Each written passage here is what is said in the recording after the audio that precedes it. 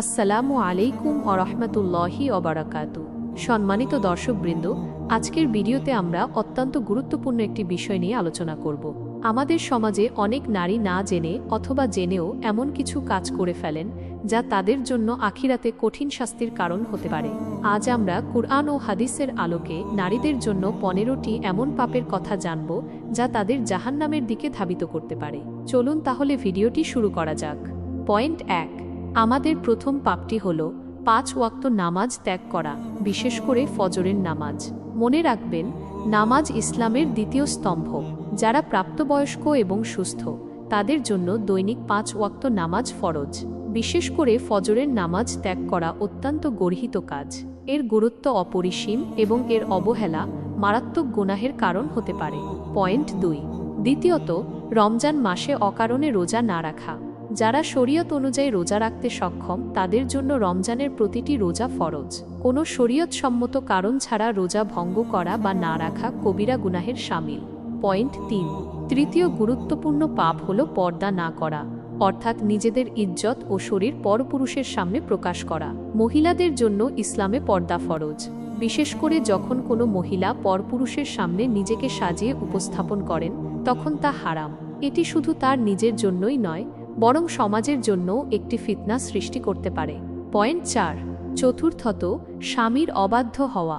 স্বামী যখন কোনো ন্যায়সঙ্গত কথা বলেন তখন স্ত্রীর উচিত তা মান্য করা। স্বামীর অবাধ্য হওয়া এবং তার মনে কষ্ট দেওয়া জাহান্নামের কারণ হতে পারে। তবে অবশ্যই স্বামীকেও স্ত্রীর প্রতি সহানুভূতিশীল এবং ন্যায়পরায়ণ হতে হবে। পয়েন্ট 5, পঞ্চম পাপ হল গীবত করা ও পরনিন্দা।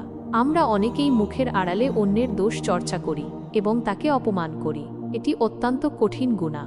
মনে রাখবেন, গীবত মৃত ভাইয়ের মাংস খাওয়ার সমতুল্য।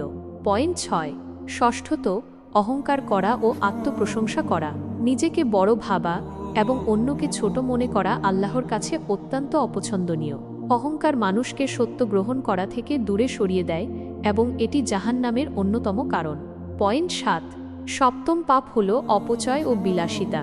জীবনে বেশি দেখনদারি করা এবং অপ্রয়োজনীয় খরচ করা ইসলামে নিরুৎসাহিত করা হয়েছে। সম্পদের সঠিক ব্যবহার এবং মিতব্যয়ী হওয়া মুমিনদের বৈশিষ্ট্য। পয়েন্ট 8, অষ্টম পাপ হল গান বাজনা শোনা ও তা ছড়িয়ে দেওয়া। হারাম বিনোদনের প্রতি ঝুঁকে পড়া আমাদের ঈমানকে দুর্বল করে দেয় এবং আল্লাহর স্মরণ থেকে দূরে সরিয়ে নিয়ে যায়। পয়েন্ট 9, নবম পাপ হল স্বামীর অনুমতি ছাড়া ঘর থেকে বের হওয়া। শরীয়তের দৃষ্টিতে এটি নিষিদ্ধ। স্ত্রীর উচিত স্বামীর অনুমতি নিয়ে এবং প্রয়োজন ছাড়া বাইরে ঘোরাঘুরি না করা। পয়েন্ট 10, দশম পাপ হল স্বামীর সম্পদ অপব্যবহার করা। স্বামীর অনুমতি ছাড়া তার টাকা বা অন্য কোনো সম্পদ খরচ করা হারাম। স্ত্রীর উচিত স্বামীর সম্পদের প্রতি শ্রদ্ধাশীল হওয়া এবং তা সঠিকভাবে ব্যবহার করা। পয়েন্ট 11, একাদশ পাপ হল জুলুম ও অহেতুক রাগ। ঘরের লোকদের ওপর অহেতুক রাগ দেখানো, তাদের গালি গালাজ করা অথবা কোনো প্রকার শারীরিক বা মানসিক নির্যাতন করা হারাম। পয়েন্ট 12, দ্বাদশ পাপ হল সাজসজ্জা করে পরপুরুষের সামনে আসা। চুল খোলা রাখা, শরীর প্রদর্শন করা এবং মেকআপ নিয়ে রাস্তায় বের হওয়া মারাত্মক গুনাহ। এটি যুবকদের জন্য ফিতনার কারণ হতে পারে। পয়েন্ট 13, ত্রয়োদশ পাপ হল হিংসা ও শত্রুতা পোষণ করা। অন্য কোনো নারীর সৌন্দর্য বা সুখ দেখে হিংসা করা এবং তার অমঙ্গল কামনা করা ঈমানকে ধ্বংস করে দিতে পারে। মুমিনদের মধ্যে পারস্পরিক ভালোবাসা ও সহানুভূতি থাকা উচিত।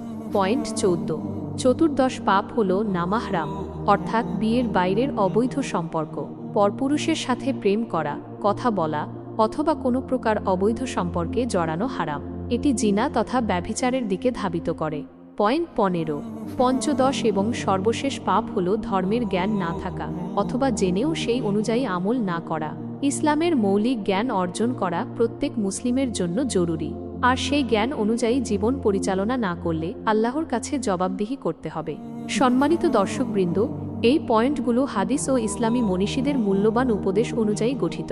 একজন মুসলিম নারীর জন্য এই সকল পাপ থেকে বেঁচে থাকা অত্যন্ত জরুরি। এগুলো থেকে বাঁচার চেষ্টা করাই একজন মুমিন নারীর জন্য উত্তম এবং জান্নাতের পথে সহায়ক হবে ইনশাআল্লাহ। আমরা আশা করি আজকের আলোচনা থেকে আপনারা উপকৃত হয়েছেন। আল্লাহ তাআলা আমাদের সকলকে এই সকল পাপ থেকে হেফাজত করুন এবং আমাদের জান্নাতুল ফেরদৌস দান করুন। ভিডিওটি ভালো লাগলে লাইক, কমেন্ট ও শেয়ার করতে ভুলবেন না এবং আমাদের চ্যানেলটি সাবস্ক্রাইব করে পাশে থাকুন। আসসালামু আলাইকুম ওয়া রাহমাতুল্লাহি ওয়া বারাকাতুহু।